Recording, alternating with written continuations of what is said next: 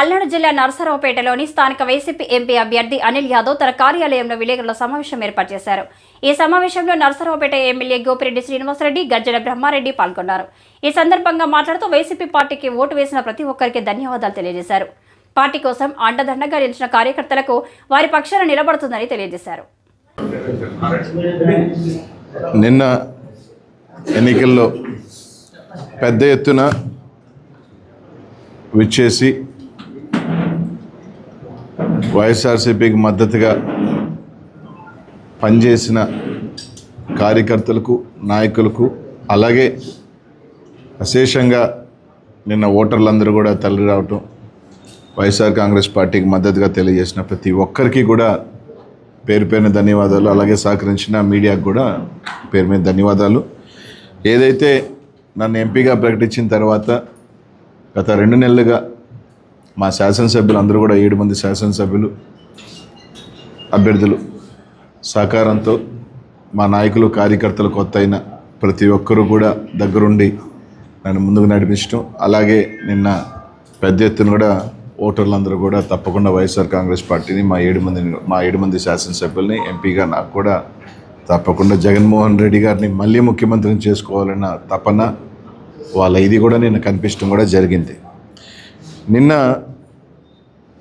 7 నియోజకవర్గాల్లో మీరు చూస్తే ఎప్పుడూ లేని విధంగా, అంటే ఎప్పుడో 15-20 సంవత్సరాల క్రితం జరిగిన వాతావరణం దాదాపు గత 10 సంవత్సరాలుగా మీరు తీసుకుంటే పల్నాడులో లేని వాతావరణం నిన్న చూడటం కూడా జరిగింది. నిన్న ఏదైతే ఏకపక్షంగా వైఎస్ఆర్ కాంగ్రెస్ పార్టీకి ప్రజలు మద్దతు తెలియజేస్తూ ఉన్నారు, మా 6 కార్లు వేసుకొని కాన్వాయ్గా తిరుగుతున్నారని హౌస్ అరెస్ట్ కావాలి అని చెప్పి హౌస్ అరెస్ట్ 2 గంటలకు హౌస్ అరెస్ట్ చేయడం జరిగింది. మరి మా ప్రత్యక్ష అభ్యర్థి అరవింద్ బాబు గారు 7 కార్లు వేసుకొని తిరుగుతూ ఉన్నాడు. ఆయనకి ఎలక్షన్ కమిషన్ రూల్స్ ఏం పనిచేయవు. నేను ఉదయం 8 గంటలకే నేను ఒక వీడియో పంపించాను ఎస్పీ గారికి. బయట నుంచి మరి వాళ్ళు ఎక్కడి నుంచి వచ్చారో మాకు తెలియదు, కానీ హిందీ మాట్లాడుతూ ఉన్నారు, బౌన్సర్లు ఉన్నారు, వాళ్ళందరినీ కారులో ఎక్కించుకున్నారు, కనీసం 100 మంది కారులో ఎక్కారు అని చెప్పి స్వయంగా నేను వీడియో కూడా పెట్టాను ఎస్పీ గారికి. ఎటువంటి చర్యలు లేవు, ఎటువంటి యాక్షన్ తీసుకోలేదు, వాళ్ళ కారులు ఎక్కడ ఆపి వెరిఫై చేయలేదు. ఉదయం నుంచి చెప్తున్నా మా మాట వినకుండా నన్ను హౌస్ అరెస్ట్ చేశారు తప్ప ఆయన్ని హౌస్ అరెస్ట్ చేయడానికి కూడా పోలీసులకి సమయం లేదు, చేయలేకపోయారు, చేతగాని పోలీసులు.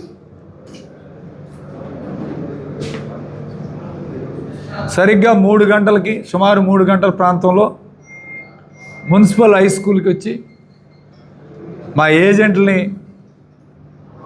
లాగటం, ఏజెంట్ల మీద దౌర్జన్యం చేయటం, అట్లానే మా డ్రైవరు హరి అని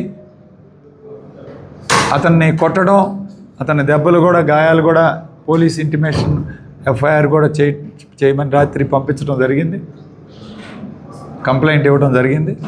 అతని మీద దాడి చేసిన తర్వాతనే నేను బయటకు వచ్చాను. ఆ దాడి జరిగింది అని విన్న తర్వాత